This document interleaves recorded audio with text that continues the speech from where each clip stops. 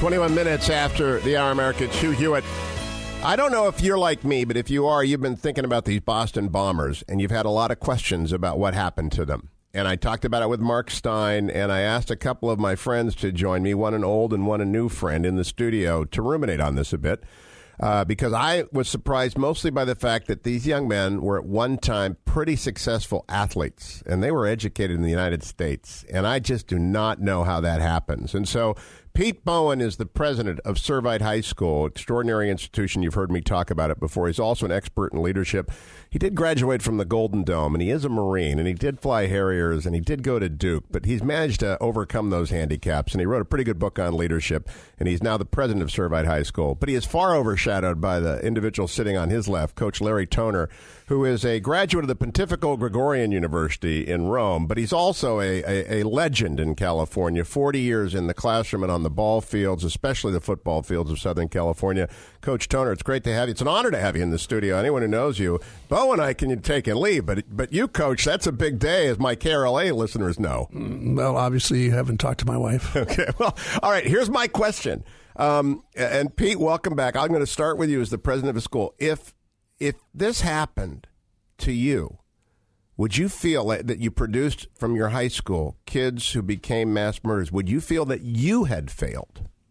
I would. I'd feel for sure a certain amount of failure. Now, you can't control everything people do, so people have to be responsible for their decisions. But the kind of institution we run, we would definitely see that as a failure. And Coach Toner, if you had coached either of these boys, would you feel like part of this was on your shoulders? Well, there's no question that you wonder if you missed him somewhere. Yeah, I think you're responsible to see the best you can that this guy's in the right path for the right reasons, and you take the time and interest and study to make sure within your power you've done the right thing. So if I have that kind of failure, yes, it bothers me. Now, this is the most important question I'm going to ask, and I'm going to have some permutations on it.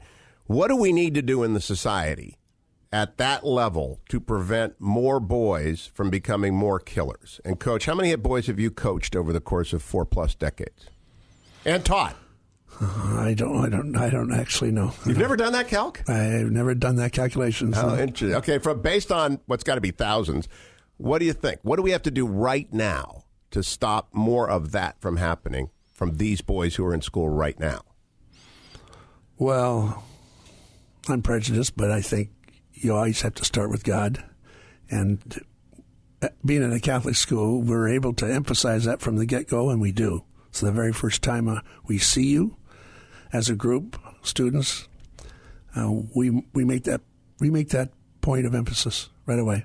And I think without that, you don't have the right rudder, or you don't have the right sail, however you want to put it, to get the job done. It has to be done for those kids, because it always comes down to their sense of goodness, which you're always presupposing. Right now, I'm presupposing that your motives for having us over are good.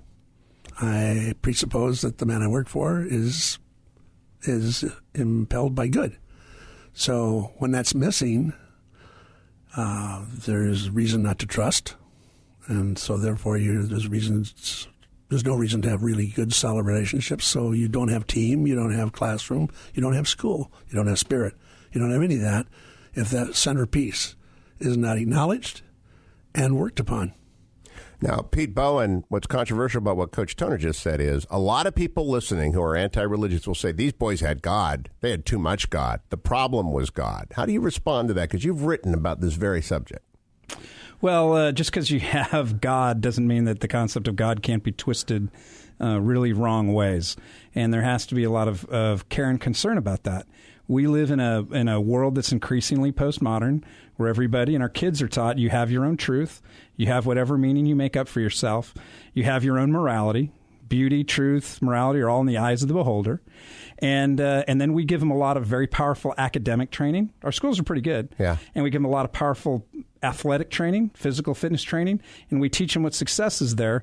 And then we drop them in a world where they have no direction. As Larry said, God is a core to that. They have no direction, even if it's a secular goodness.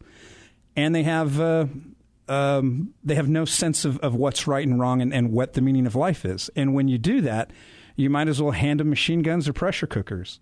A guy with a lot of training that's on Wall Street may not kill people, but he can make immoral decisions that destroy tens of thousands of people's retirements. So when we have a society that doesn't acknowledge truth, that doesn't acknowledge goodness as facts, that's just whatever you believe, and then trains people really high in the schools, either in athletics or the arts or academics, and then looses them on the world, well, of course we're going to have these problems. Take two athletes, give them great training, teach them a lot about themselves and self-discipline. Now you give them a wrong direction from some corrupted version of God, and you got people dying in Boston. Coach Toner, do you think the ninth graders that you encountered today are less moral than the ninth graders you encountered in the first year that you began coaching and teaching, which would be what year, by the way? I started teaching in 1959. Okay. So here we are, 55 years later, 54 years later. Are they less moral? No, I don't find them less moral at all. A kid left to his own devices basically is a kid, and therefore there's a lot of innocence just by the very nature that he's a kid. The families are a little bit different. You don't have near the interest on the part of the family to, I think, maintain this relationship, let's say, with your parish or with your church. You don't have it. It's much different, all right? The family structure is a little bit differently expressed. So your parental presence is not the same. Extended family is not the same. So all that stuff makes a difference, all right? So I don't ever find the kids different, but I do find the support on the outside much different. Pete Bowen, you agree with that at Servite? I know you were a graduate Servite in 82? 82. He was my freshman French teacher. Oh, dear. Yeah, we didn't learn much French, but we learned a lot about life. I do agree. French was his fault.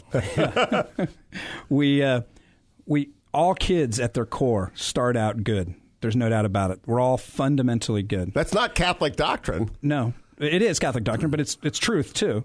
And when they're taken, that goodness is taken and developed in a systematic, deliberate way, you turn out with people who have great knowledge, great character, they have wisdom, they become great leaders, great teamwork, high performance. That's the formulation for the greatest generation. Not much academics, not much money, great character, built the greatest nation in the world. But I thought original sin made everyone that comes through your doors at Servite a potential bomber. Well, and you have to take that out of them. Well, I think you have to teach them what life is about, and you have to give them the self-discipline to pursue that. And when you do that, you create the teamwork and the character and the wisdom to have really high-performance teams, really high-performance people, and a great society. Because they understand what the truth is, the good is, and they all pursue that together. But in our society today, they're bombarded by a media that says you have your own truth and your own morality. The families aren't there supporting. You got parents that don't know how to raise families anymore, so they helicopter in, don't want suffering. And that creates problems. The question of what's coming next in the next wave of young men who become 20-somethings continues with Coach Larry Toner, Principal and President Pete Bowen. President Pete Bowen of Servite High School, ServiteHS.org, if I recall correctly. Am I right? ServiteHS.org. I'll be right back on The Hugh Hewitt Show.